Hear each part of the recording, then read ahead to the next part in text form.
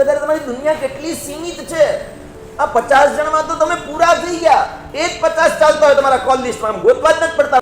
કારણ કે નવાને કઈ હોય તો અમારે ટાઈપ કરવા પડે. નવાને કોઈ વાત થતી જ નથી. નવાનું બહુ તો સાહેબ વર્ષમાં 1-2 વાર આવે જ્યારે આમ ગોતવા પડે. એક મિચ્છામી ટુકડા, એક સાલ મુબારક, બધા આવા ટાઈમે પછી જોઈએ ને. કાં તો પછી વખતે પછી ખાલી કોપી પેસ્ટ જ કરવાનો હોય તો જવા દો. પછી બધાને સાલ મુબારક, સાલ મુબારક, સાલ મુબારક, મિચ્છામી ટુકડા, મિચ્છામી. થોડાક આપણે બહાર સમજીએ, દુનિયાને સમજીએ કે આ જીનશાસનને અત્યારે આપણી જરૂર છે. વ્યવહારથી એમ કહેવાય. બાકી આપણે શું લાભ લઈ શકીએ, જીનશાસનની શું સેવા કરી શકું એમ છું. આવા એક સરસ મજાના વિચારે તમારે સૌએ આ વિચારો દ્વારા કંઈક પ્રયાસો એવા કરવા જોઈએ. કેટલી એવી બિલ્ડિંગો હશે, કેટલા એવા અહીં એવા જૈનો રહેતા હશે કે અહીંયા રહે છે પણ જેને કોઈ મતલબ જ નથી દેરાસર સાથે, ઉપાશ્રય સાથે, કોઈ ચીજ, કોઈ વસ્તુ સાથે કોઈ જ લેવા નથી દેવા નથી. નફરત નથી પણ બીજો એવો કોઈ લેવા દેવાય નથી.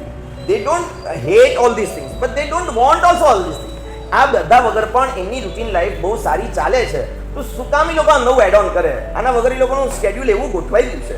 એમાં હવે એ લોકોને આ કોઈ નવી સ્પેસ છે જ નહીં કે જેમાં એ લોકો વ્યાખ્યાન સાંભળે કે પછી પૂજા કરે કે મારા સાહેબને મળવા કે સાતા પૂછવા કે ગોચરીની વિનંતી કરવા આવે ને ધીસ ઓલ થિંગ્સ એ લોકો માટે હવે કંઈક શક્ય નથી કે જે હોય તે.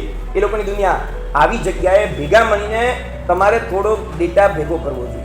સામેથી આપણે એવા 5-7-10 ભાઈઓ એવી અલગ અલગ બિલ્ડિંગોમાં જવું જોઈએ. ઘણીવાર જે કોઈ નવા રહેવા આવ્યા હોય એને કહો કે આપણે અહીંયા નજીકમાં જ સંઘ છે, તમે આપણા સંઘમાં આવો છો, ખાસ આવજો. સંઘના મેમ્બર બન્યા છો. તમારે જો સંઘના મેમ્બર બનવું હોય તો એની પ્રોસિજર છે અને તમે સંઘના પ્રિમાઇસીસના એરિયામાં જ તમે આવો એટલે તમે સંઘના મેમ્બર પણ બની શકો છો. એટલે તમને સંઘમાં થતી બધી પ્રવૃત્તિના મેસેજ પણ મળશે. તમે ગ્રુપમાં પણ એકવાર જોડાઈ જાઓ અને ખાસ એકવાર આવજો. એમ કરીને જે લોકો નથી આવતા સાહેબ પણ એ લોકોને ધર્મ કરવો હોય તો નહીં આવે સામેથી.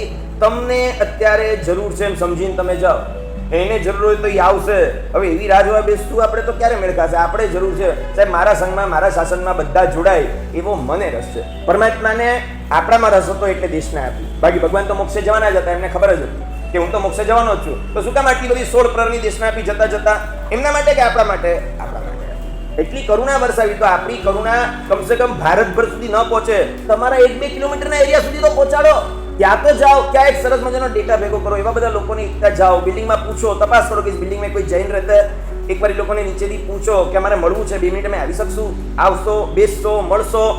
બધા સારા માણસો, ભણેલા ગણેલા હોશિયાર છે. એને એમ લાગે એક સંઘ આજે આપણને ઇન્વાઇટ કરે છે, એક સંઘ આપણને સંઘના મેમ્બર બનવા માટે આજે બોલાવી રહ્યું છે, આપણે ગ્રુપમાં જોઈન થવા માટે કહી રહ્યું છે. સામેથી રહીને આપણા માટે આજે એ લોકો કાર્ડ લઈ આવ્યા, મીઠાઈ લઈ આવ્યા, એક પ્રભાવના લઈ આવ્યા, 20 વર્ષનું એક માંગલિક સુકન લઈ આવ્યા અને એ લોકો કાયમ માટે પરિવાર શ્રી સંઘ સાથે જોડાઈ જાય. તો આના જેવું બીજું સુકૃત કર્યું.